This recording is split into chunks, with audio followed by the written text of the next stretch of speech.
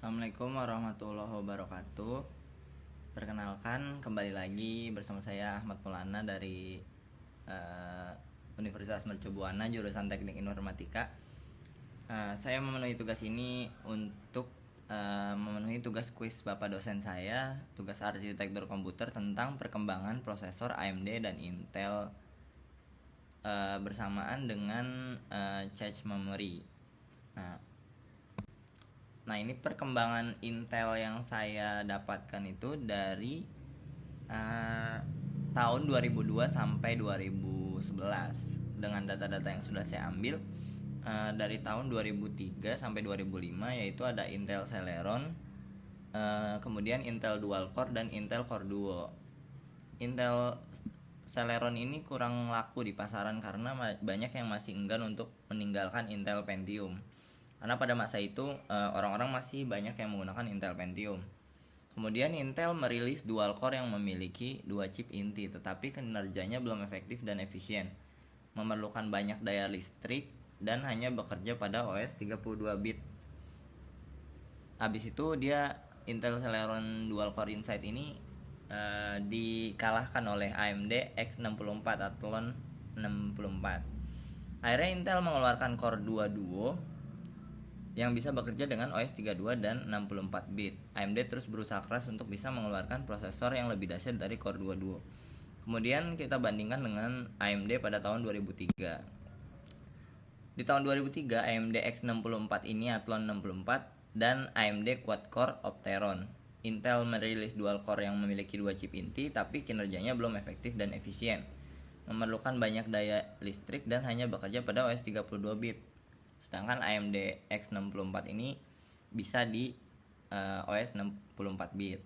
AMD terus berusaha keras untuk mengeluarkan prosesor yang lebih dahsyat daripada Core Duo Duo milik Intel, karena setelah AMD X64 keluar Core Duo Duo milik Intel. Akhirnya AMD berhasil meluncurkan AMD Quad-Core Opteron yang bisa menandingi dual core dan Core 2 Quad. Pada tahun 2003, AMD menghadirkan teknologi cool dan quiet untuk menghancurkan mitos bahwa prosesornya cepat panas dibandingkan Intel. Selanjutnya, AMD menciptakan prosesor hemat daya dan rendah suhu serta lebih murah daripada Intel, yaitu AMD FX, AMD APU, AMD Opteron. Kualitas AMD FX setara dengan prosesor Core i3 milik Intel. Kemudian lanjut ke Intel lagi. Kita berpindah ke tahun 2005 sampai 2006. Intel mengeluarkan Intel Pentium Dual Core, Intel Core 2 Duo, dan Core 2 Quad. Pada tahun 2005, penggabungan kinerja hyperthreading dan penggunaan daya Pentium M, lahir prosesor dual core dengan clock speed maksimal 2 GHz. Pada tahun 2006, penggunaan dan pemasaran generasi dual core belum habis. Setahun kemudian diluncurkan Core 2 Duo. Masih di tahun yang sama, Intel Core 2 Quad Q6600 muncul, prosesor untuk tipe desktop dan digunakan pada orang yang ingin kekuatan lebih dari komputer yang ia miliki. Untuk server, di tahun yang sama, Intel Quad-Core Xeon X3210 dan X3220 diproduksi. Prosesor yang digunakan untuk tipe server dan memiliki 2 buah core dengan masing-masing memiliki konfigurasi 2,13 dan 2,4 GHz. Berturut-turut dengan 8 MB L2 cache dapat mencapai 4 MB yang diakses untuk tiap core, 1,06 GHz front-side bus, dan thermal design power atau TDP. Kemudian untuk AMD-nya di tahun 2005 dan 2006 ada AMD Thurion 64, AMD Athlon 64x2 dual core. AMD memperkenalkan AMD Thurion 64 mobile teknologi untuk notebook PC dan prosesor PC yang mungkin banyak dikenal AMD di Indonesia. AMD Athlon 64X2 dual core untuk PC desktop. Setahun setelahnya, pada tahun 2006, AMD mengumumkan merger dengan ATI Teknologi dan mergernya selesai pada 25 Oktober. ATI sekarang bagian dari AMD. Selain itu, AMD juga mengeluarkan produk microprosesor, chipset, papan induk, GPU, video card, dan lain-lain. Di tahun 2008, Intel Atom diproduksi. dan keluar juga Intel Core i7. Intel Atom merupakan jenis prosesor yang rilis dengan menggunakan CPU 32 dan 64 bit. Jenis prosesor ini memiliki pin yang berjumlah 437. Pada umumnya, jenis prosesor ini sering terpasang pada produk netbook atau smartphone. Kemudian ada Intel Core i7 yang merupakan chipset menggunakan chipset MCH yang sudah terpasang pada prosesor. Prosesor ini adalah rancangan untuk memenuhi kebutuhan komputerisasi yang sangat tinggi atau pada seri high-end pasar milik Intel. Di tahun 2009 sampai 2011, AMD mengeluarkan beberapa teknologi seperti Fusion Partner Program yang merupakan program partnership AMD dengan beberapa merek global di dunia. ATI Infinity juga diperkenalkan yang merupakan teknologi multi-display, jadi banyak monitor bisa nyatu gitu. 2 tahun setelahnya 2011 AMD kembali meluncurkan Fusion Family APUs yang mengusung CPU dan GPU sekaligus dalam satu chip. Jadi dia 2 fungsi gitu. Udah ada CPU-nya, ada GPU-nya juga. Kemudian di tahun 2009 sampai 2011 Intel Core i series lahir. Pada tahun 2009 Intel Core i series lahir, yang dimana Intel Core i3 itu merupakan varian paling murah dibandingkan 2 varian yang lain, Intel Core i5 dan Intel Core i7. Kode produk Core i3 adalah Arundel, dan untuk i5 adalah Linfield, dan i7 adalah Bloomfield. Core i7 sendiri merupakan prosesor pertama dengan teknologi Nehalem. Nehalem ini menggunakan platform baru yang betul-betul berbeda dengan generasi sebelumnya. Salah satunya adalah mengintegrasikan chipset MCH langsung di prosesor, bukan di motherboardnya. Nehalem juga mengganti fungsi FSB menjadi QPI atau Quick Path Interconnect yang lebih revolusioner. Di tahun 2011 Intel Sandy Bridge lahir, generasi kedua dari Intel Core i2000 series. Intel Core i3, i5 dan i7 Sandy Bridge series.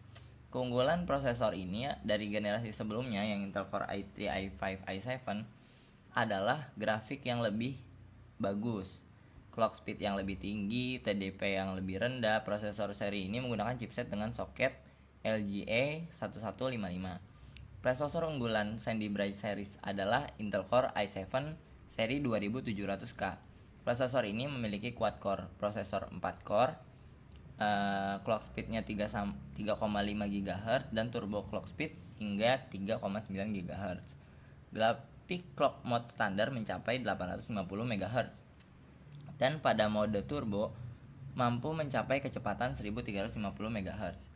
Cache dibekali dengan memorinya 8 MB, TDP 95 Watt dan diproduksi pada tahun 2011. Harganya $332. Kurang lebih penjelasan sampai situ. Terus untuk menurut saya Intel dan AMD kelebihannya ada masing-masing. Kelebihan Intel dulu. Pertama, Intel tuh nggak mudah panas, terus nggak mengeluarkan suara berlebih. Terus dia juga unggul merek, brandnya bagus. Sedangkan kelebihan AMD itu lebih murah, lebih hemat daya, dapat mendeteksi malware atau virus. Terus grafiknya juga lumayan bagus. Jadi kalau biasanya desain grafis atau buat main game itu biasanya pakai AMD atau integrate grafik dibandingkan Intel. Dan kekurangan juga ada masing-masing. Kalau dari kekurangan Intel ada harga cenderung lebih mahal, biaya servisnya yang mahal, kurang unggul juga dalam segi grafisnya dibandingkan AMD yang tadi karena ada integrate grafik. Kalau kekurangan AMD ada cepat panas yang branding orang-orang ya. Terus brand powernya juga lebih rendah dibandingkan Intel karena Intel juga lahir duluan dibanding AMD. Terus dia kekurangannya ada beberapa yang pakai RAM dual channel. Ini juga menjadi kekurangan terutama pada perangkat seperti laptop yang ruangnya cukup terbatas. Kadang juga cuman disediain single channel karena buat menghemat ruang, sehingga kemampuan prosesor AMD ini nggak optimal. Terus kita lanjut ke pembahasan cache memory. Ini ada pengertian dan definisi dari cache memory sendiri. Ini cache memory adalah jenis memori komputer berukuran kecil yang menyediakan akses data instan berkecepatan tinggi ke prosesor. Sistem memori tambahan yang menyimpan instruksi dan data yang sering digunakan oleh suatu sistem. Cache memory menyimpan program, aplikasi, dan data komputer yang sering digunakan. Inilah yang membuat pengambilan data melalui cache menjadi lebih mudah dan efisien. Tujuannya adalah untuk mendapatkan pemrosesan lebih cepat pada CPU komputer tanpa harus mengakses memori utama. Cache memory ini juga bertindak sebagai perantara dari RAM dan CPU. Nah, ini ada level-level dari cache memory. Yang pertama, level pertama atau level 1, internal cache. Dia terpasang pada prosesor, mempunyai proses tercepat dan harganya yang mahal. Ukuran memori cache level 1 ini berukuran sekitar 8 KB sampai 128 KB. Terus yang kedua ada di level 2 external cache, yaitu memiliki kapasitas yang lebih besar hingga 256 KB sampai dengan 2 MB. Meskipun begitu, cache L2 ini atau level 2 ini memang mempunyai proses yang lebih lambat dibandingkan level pertama. Kemudian ada main memory, yaitu yang level 3. Memory cache tempat komputer bekerja saat itu. Jadi kalau misal kita buka aplikasi, bukanya di situ, jadi cache-nya di situ. Ukurannya kecil dan begitu daya dimatikan, data tidak lagi tersimpan di memori level 3. Kemudian yang terakhir ada secondary memory atau level 4, yaitu memori eksternal yang tidak secepat memori utama tapi menyimpan memori dan data secara permanen. Next, ada fungsi dari cache memory, yaitu yang pertama ada mempercepat proses akses data pada sebuah perangkat, dan yang kedua ada meringankan beban kerja prosesor dari perangkat yang kita punya ya. Yang ketiga, mempercepat kinerja dan performa memori perangkat. Yang keempat, ada menjadi perantara antara CPU dan RAM, juga memori utama. Nah, ini ada jenis-jenis dari cache memory. Yang pertama ada cache disk, yaitu memori cache yang digunakan untuk mempercepat proses penyimpanan dan pengaksesan data dari hard disk host. Kemudian ada web cache atau aktivitas menyimpan data seperti salinan halaman web yang dilayani oleh server web untuk digunakan kembali. Yang ketiga ada cache server atau server atau layanan jaringan khusus yang bertindak sebagai server yang menyimpan halaman web atau konten internet lainnya secara lokal. Mungkin cukup sekian penjelasan tentang cache memory dan perkembangan AMD dan Intel.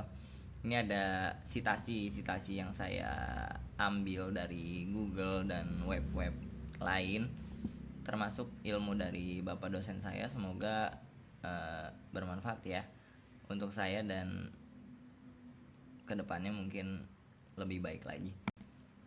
Terima kasih. Selamat pagi, selamat sore, selamat siang, selamat malam. Assalamualaikum warahmatullahi wabarakatuh.